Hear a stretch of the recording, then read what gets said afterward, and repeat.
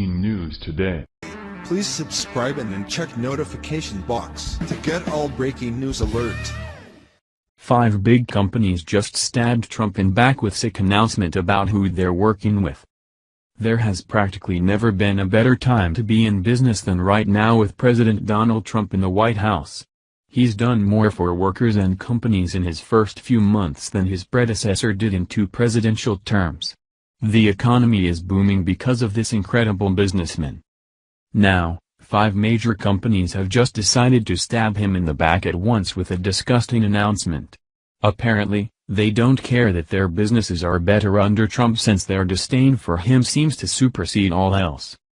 The fallout began with the most unsuspecting retailers who is about as synonymous with the U.S. as any store can get. Walmart profits heavily from their reputation of patriotic values and being the picture of success from capitalism, hard work, and the fruits of pursuing the American dream, despite using cheap overseas labor to produce a glutinous amount products. The retail giant's CEO, Doug McMillon, came forward last week to stab President Trump in the back with an announcement after what he saw happen in Charlottesville, Virginia. He had the option to pick a side or remain neutral, and he chose to blame the president for the racist violence in which had no part in promoting. Strangely, McMillon didn't take the same stance on Barack Obama when he was in office as at the time a member of his beloved Black Lives Matter group shot and killed multiple Dallas cops in the name of the racist cause. In a statement posted on the retail giant's website, McMillon wrote that Trump missed a critical opportunity to help bring our country together by unequivocally rejecting the appalling actions of white supremacists, the Washington Examiner reported of CEO's statements. Now, 4 other companies, including another major retailer, have come out against Trump after Charlottesville. However, of the 5 companies, 3 made it much worse with who they have been secretly doing business with behind his back.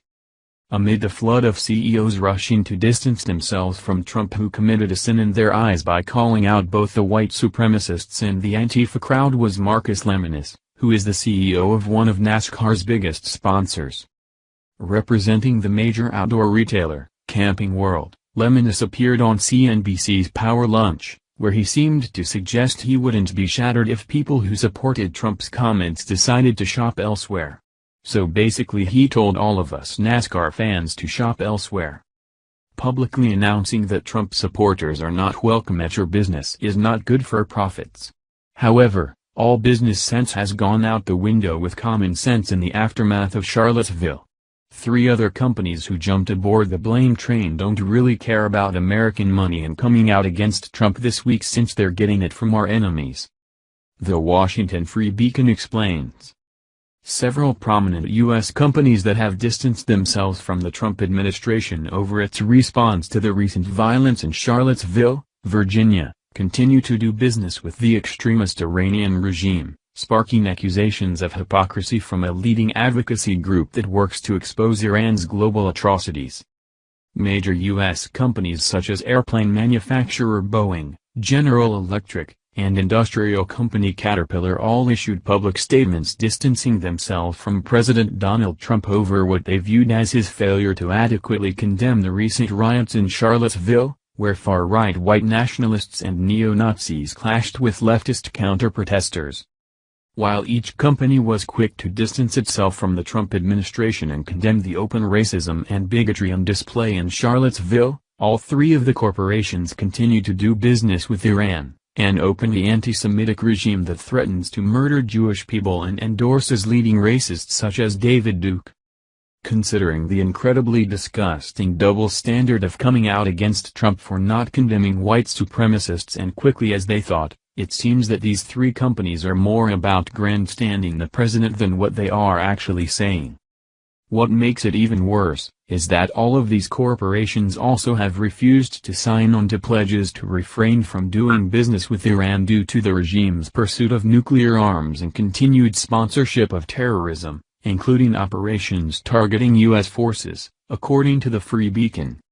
This is an interesting stance, to say the least, considering that Boeing is contracted with the government to build the next Air Force One.